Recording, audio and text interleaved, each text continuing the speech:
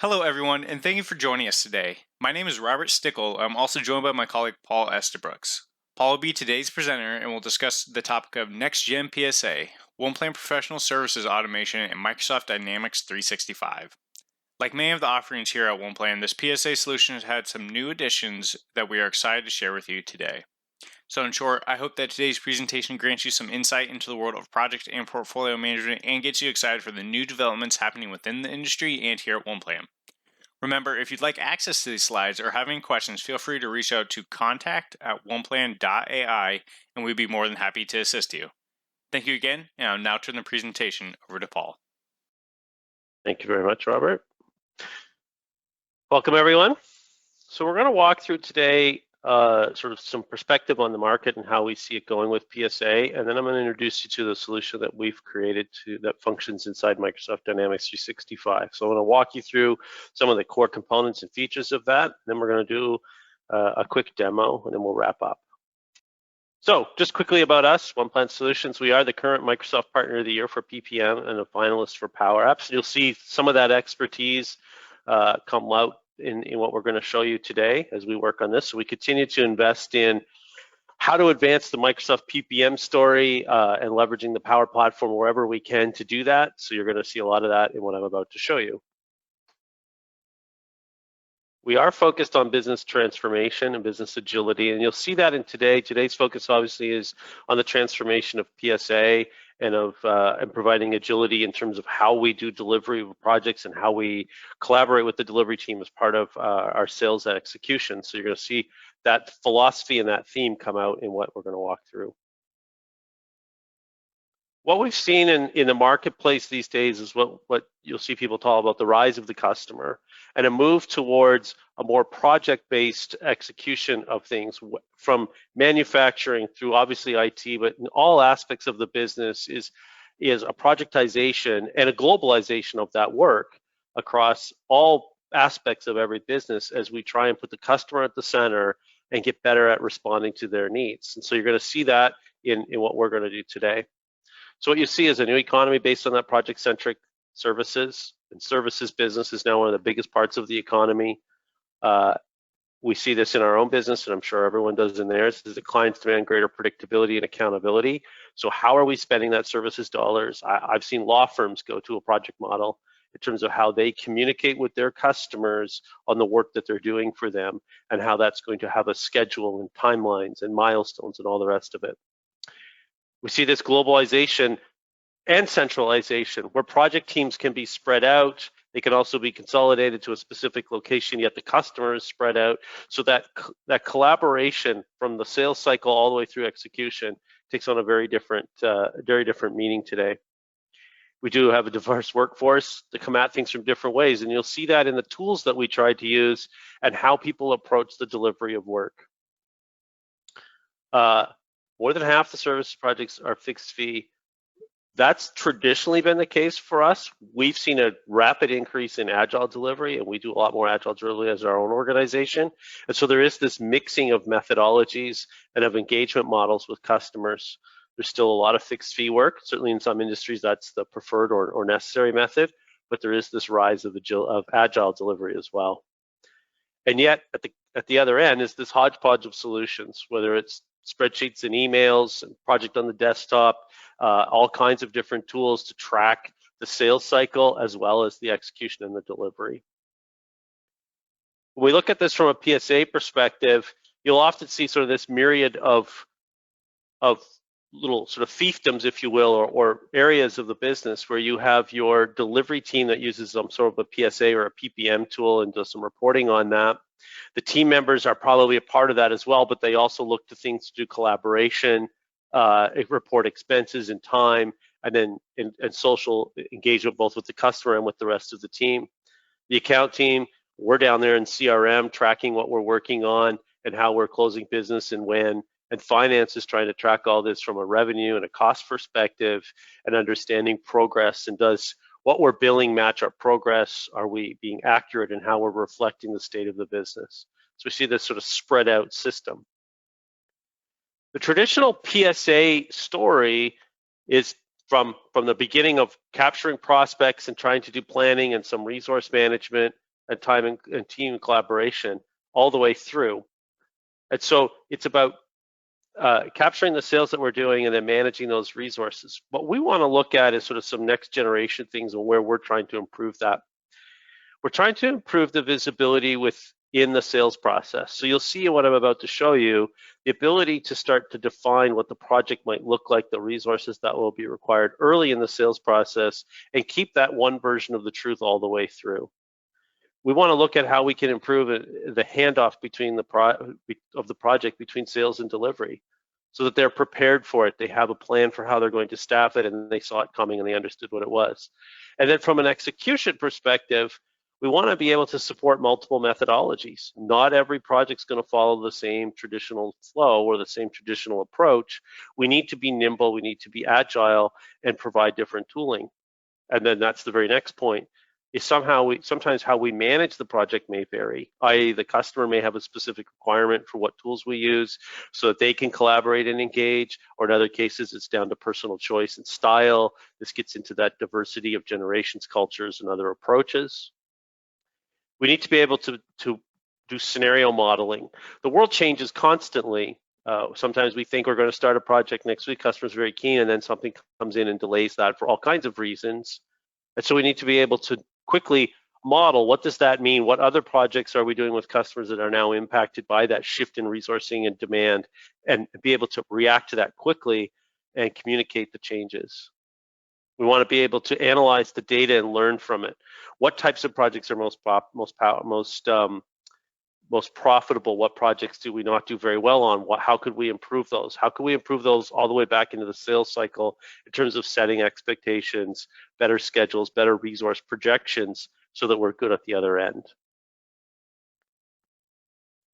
So if I look at this from a roadmap perspective, the traditional CRM, in this case Microsoft, where a salesperson comes in and creates that opportunity and begins to work with the customer to better understand what they want to do, what they're trying to accomplish. And as we move through that, what we've added to this with our solution is the ability then to create and define a work plan, a schedule that can be communicated both with delivery as well as with the customer.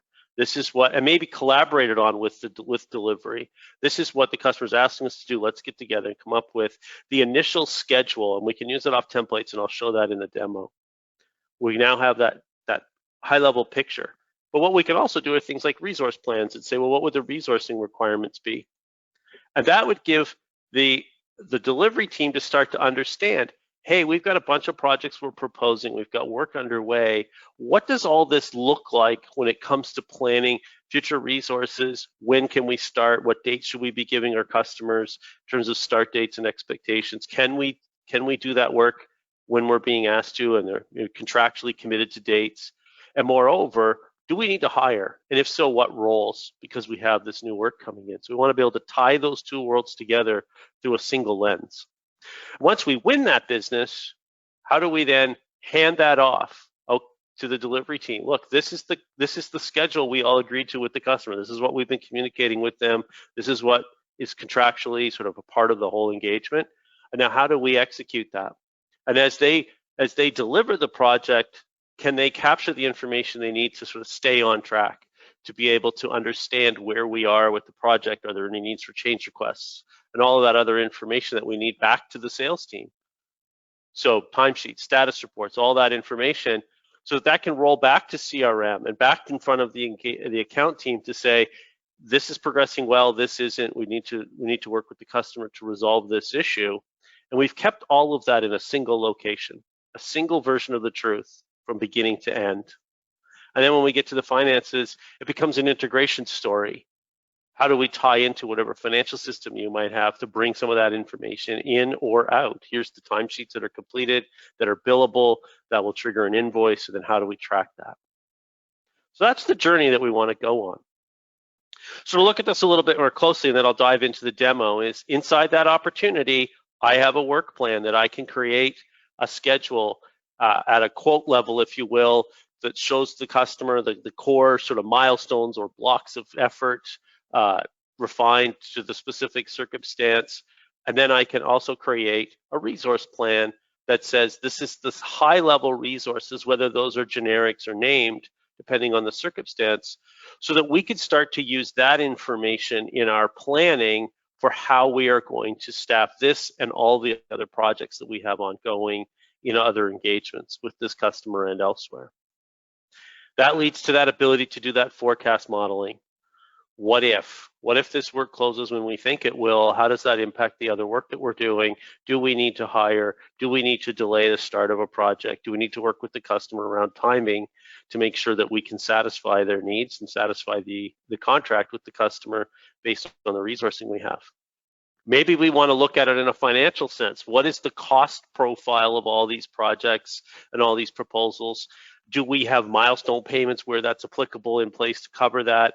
Are we structured the way we need to be as a business to ensure that we are hitting the targets that we want and that the financial model makes sense to support the growth we need to go through the potential hiring as part of this whole process? And then once we pass that off from sales to the execution of the project, it's the same version of the truth. There isn't a schedule that was in a proposal and a new one in PSA once the work is signed. It is the same one. It's followed the journey. And then, if we need to, let's make sure that we can integrate tools like Project for the Web or Project Professional, because sometimes that's what the customer requires us to work with. Sometimes that's what the PM is most comfortable with. Some organizations, that's the tool of choice. Great. The solution supports that approach. Underneath that, this is a growing trend we see. We certainly see it in our own business, where we may talk to the customer, we may understand the project in a traditional waterfall sense, but when it comes to delivery, some or all of it we want to deliver through an agile approach with iterations or sprints. So how do we sort of support that hybrid model? Well, the solution does that. So here in this screenshot, and I'm going to show this in the demo in a few minutes, is a list of requirements and user stories that would have come out of a requirements gathering phase of a project, and we've documented all of them, and now we're going to work with the customer and with the team to say how do we assign those to the different sprints, and then we're going to deliver this project using sprints underneath that overarching waterfall conversation that we've had with the customer. So we support both those methodologies, that sort of modern engagement model that we're seeing with a lot of our clients. And then again, integration becomes a key point. Sometimes we want to be able to manage that through Azure DevOps, because what we're doing for the customer is in fact development, and we want to be able to track it as such. So that integration point is there as well. And then sort of bringing it full circle are insights, and then I'll show you a bunch of Power BI reports as well, where we can dive in and better understand what's due, what's coming up, what do we need to be working on, what's behind, where are we not doing as well as we could be. So being able to surface that information and better understand our delivery model and our delivery engagements with our customers right from the sales process all the way through to close. Closing point before I jump into the demo. A lot of this is enabled by our OneConnect solution in the background, whether that's connections to work management or software development tools like DevOps. It might be connections to ServiceNow to help manage service outages or other type of testing or some of those things. Or it's that integration back to the financial system to pass information back and forth to support invoicing and revenue recognition and all of those core capabilities that are required in any full-featured PSA solution. We talk a lot about this. What we're trying to provide for, in this case, the PSA organization is one interface, one experience, leveraging OnePlan. And now we'll demo. Jump to my demo environment. So I'm in my opportunities page. So I'm logged in as a user here that is in an account management. I'm in a whole bunch of roles, but for now I'm going to sort of play this to start as an individual who's managing an opportunity. And I've got a series of opportunities here. I'm going to jump into this Contoso support customers. We're going to use this sort of story throughout. And as it loads up that information, you're going to see sort of the standard things you would see in CRM. And this could be configured to be, your specific business. You may have summary data, you may have some financials, you might be quoting products, other different things. But you'll notice we've added a couple of other tabs in here. One is that concept of a work plan. So the work plan's loaded up. I've got different views, and I'm going to deliberately use this quote view. And I can, if I want to, let me grab that, sorry, missed. I could grab this off of a template. We might have a series of templates here for the types of engagements we do with customers. We use this internally, so whether it's a kickstart, if you have that concept, it's a study or an initial analysis maybe, or it's a time and materials project, a milestone-based project, an agile engagement, a staff augmentation project, whatever those might be for you, we have these different templates. And so I could come in here as part of the sales process. I'm in a proposal stage, you see here, and I could start to build out, whether I use a template or I just start from line one, what is this engagement going to look like with this customer? And now I may be in a position as the account exec because I'm using a template, I've had conversations with the customer to do that first pass on my own. Or potentially I need to collaborate with delivery and say, this is what the customer's asking. Here's a bunch of notes we have elsewhere in CRM and it's part of this opportunity. Let's work together to come up with that schedule that I need to include in the proposal, or it's going to make part of the contract or the RFP response or what have you. Maybe I want to be able to show, I don't have any data in this one, but a quick timeline type view people are familiar with, or I want to show this in a Gantt chart view, shrink that down and change the zoom so I can put that into the proposal so that they could see, yeah, look, they met with us, they understand our requirements, and this is how they're going to go about doing the project. We're looking forward to working with them. Common requirement in the professional services business. What I can also develop as part of this opportunity is a high-level resource plan. I want to be able to tell the delivery team, look, here's the timing we think this will land based on, when the RFP will close or when the customer sort of told us they want to start, and the resourcing we need. It can come from that schedule. Actually, I'm looking at the schedule right here, so maybe I'll just go pull this up. No, schedule's fine. I can pull this off the schedule. That's what I want to look at. And so here's the roles we think we need. Now we've got some named resources in here. Perhaps that's because they have a history with the customer or they have a specific certification that they need to be part of the project. And it's good to tell delivery that, look, we all agree, we've probably had some conversations that Tom is going to have some early tasks on this project because of a unique expertise that he holds or some experience with the customer, and there's a trust there and we need to involve him in this project. So you can see the different roles. And we're going to use that data as we plan out how we execute as an organization and how we take on new work up against all the other work that we already have going. And so that's the opportunity profiling. As I build this out and as we move towards closing and winning this work, we have a work plan, the ability to define it, and we have this ability to define a resource plan. I'm going to jump over to the portfolio analyzer for a second. And I'm here in the analyzer. I'm looking at a view. I think I'm on my schedule summary view. I am. So you could see in here, I've got a whole bunch of projects and I've got opportunities. These things aren't closed yet. They are in play. I'm going to change my zoom just quickly here. I want to see this a little bit differently. So I can look at, I've got some upcoming opportunities. We have a rough timing of where they might occur. And now what I want to look at as a business is what would the resourcing requirements be? So let me just quickly change the range here where the data resides in the demo. So let's switch to 22. So I'm going to look at kind of the next 5 quarters of work. And you'll see in a couple of places we've got over allocations. And so this tells me we could do this daily, and every organization who does professional services, this is the constant struggle. There's always new opportunities coming in. Some of them don't start when we thought they would. Other projects that we are going on run long for all kinds of different reasons, or don't start when we thought they would, or had to slow down. And it's impacting the sort of dynamic world that we live in terms of how someone's going to transition from a past client engagement onto the next one that's been sold, and who's going to be available and when, and what does that look like.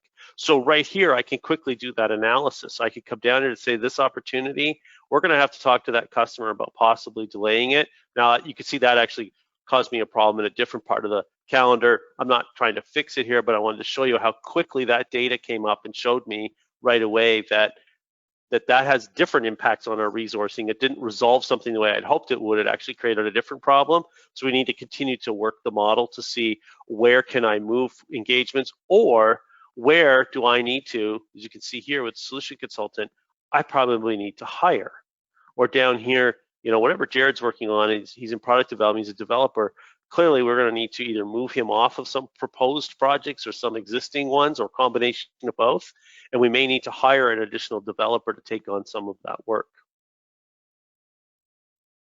So it's that quick analysis of the resource pool to understand as things change, as new opportunities come into view, and as other ones become closed, maybe one's lost and we didn't expect it, it comes out of the model. How does that impact this? This becomes an iterative and a constant analysis that we're capable of doing.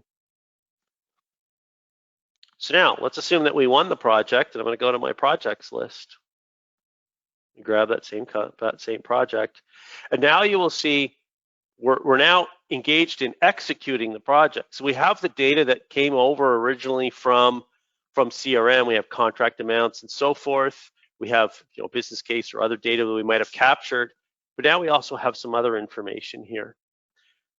I'm going to go back to the work plan.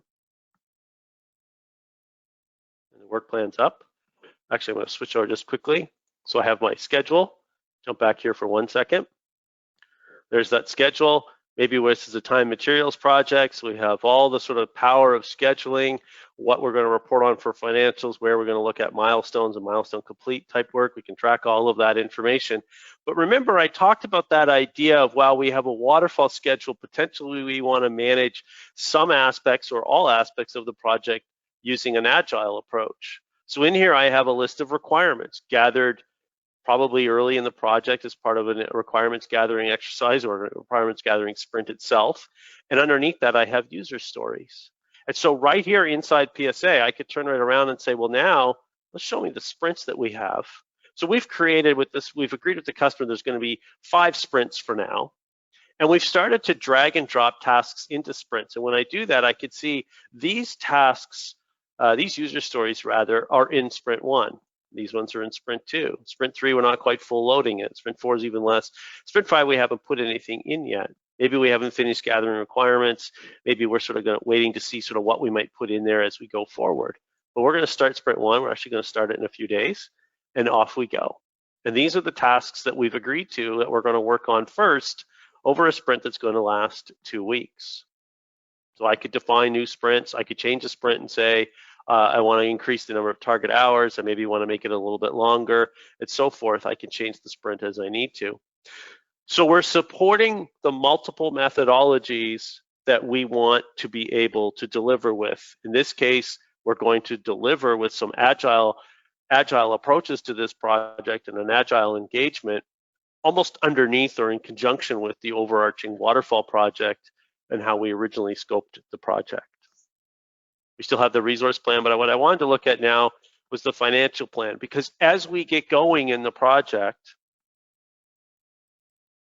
we've built up some capability here to say, we have our original estimate, and I could pull in the rest of the resourcing as this project's scheduled and pull in that data to see where is that cost going to reside in the different months. Let me just go to quarters, maybe see that a little bit quicker. Sure. There we go, just looking at this in quarters quickly. And you can see we've got some variance here where actuals and so forth, we can compare that. So up here, we can look at what's our estimated cost, what's our actual cost, and what have we invoiced? And maybe if we needed to, what would be our milestone payments? So that we could quickly analyze as part of the delivery team, what was our original cost? In this case, I'm looking at it by quarter, maybe months would be a little more granular, a little more focused. What's our actual cost coming in? Are we tracking to be profitable on this project? What have we invoiced? What have we recognized? And how are we tracking on that as well? So I'm just quickly looking here at actual versus estimate costs and see how we're performing. So right now, obviously estimates are higher than actuals because actuals haven't come in. Actuals will come in from up here in the My Work or My Timesheet, and I'm going to go there in a couple of minutes. The next thing that I wanted to show, so now as we staff these projects, as we sell these projects, we need to staff them. So earlier I showed a view where we could see what's coming at us, where were we going to have bottlenecks and so forth. But now let's assume that project has launched, and I know I've shown you sort of some of the pieces of how you would execute it once it's launched. But one of the tasks in there would be to convert those generic resources to named resources. So here's that entire resource pool. Here's where I can look at, my project manager role on customer support. Where's those hours going to occur? And now I can go and start to convert that from a generic to a named resource, go through the whole exercise of figuring out who's most available, and start to staff those projects. So centrally, all here within the PSA solution, I can convert my generics to my named, or if I've got named resources that are over allocated like Jared is, I can start to move some of the work from Jared to others in the organization who have availability and who are also developers, so I can start to swap people in and out of projects due to whatever reasons might be, customer relationships, specific expertise, and so forth, that might drive those decisions. So again, embedded within all of this is that overarching view that a resource manager and a resource management team can use to staff the projects once they're won. We know what the demand was. We knew when it was going to occur. Now we can actually react to it.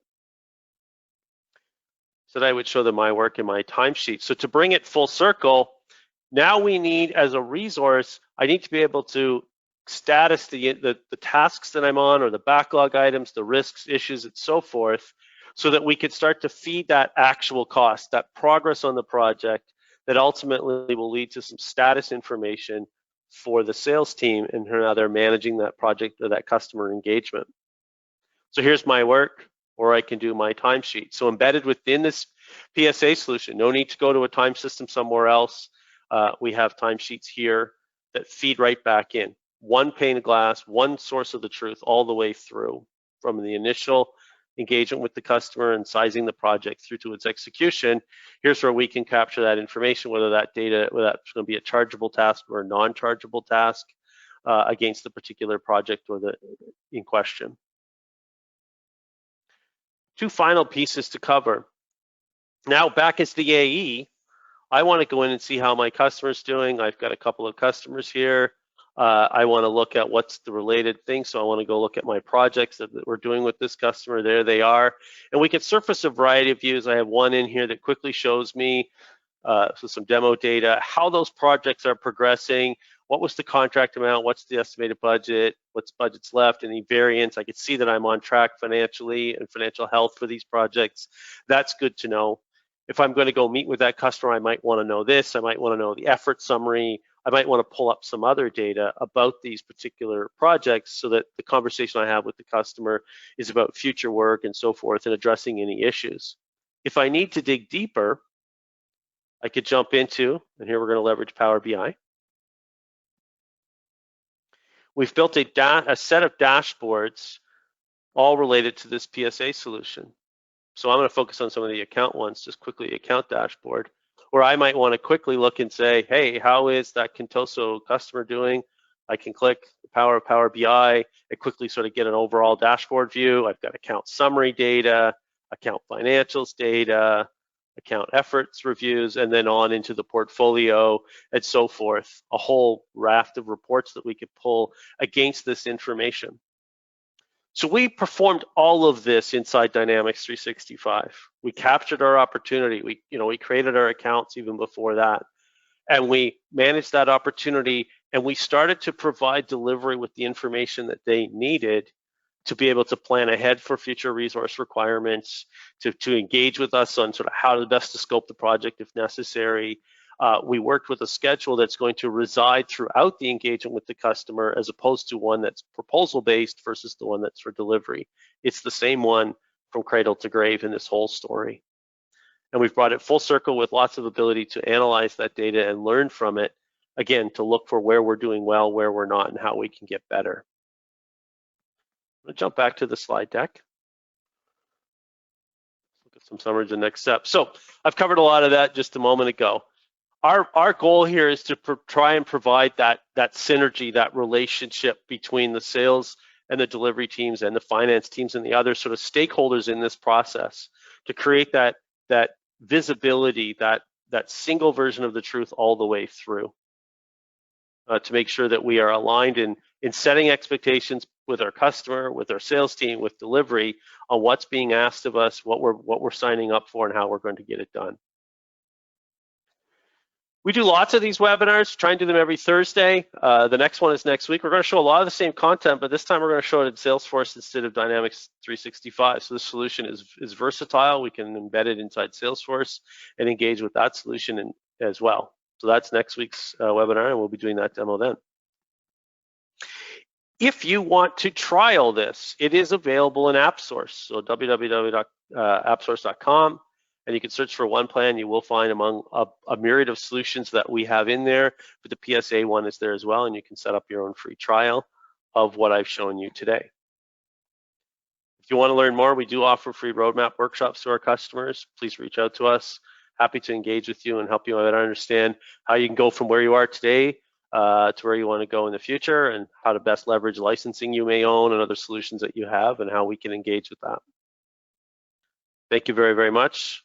Feel free to reach out to us at contact@oneplan.com or oneplan.ai, sorry. You can also visit our website. We have lots of different videos and webinars, past webinars, and other information there. If you need to reach me specifically, Paul Estabrooks, pestabrooks@oneplan.ai. Happy to talk with you and answer any questions. I want to thank you very much for your time today. We appreciate it. We'll talk to you soon.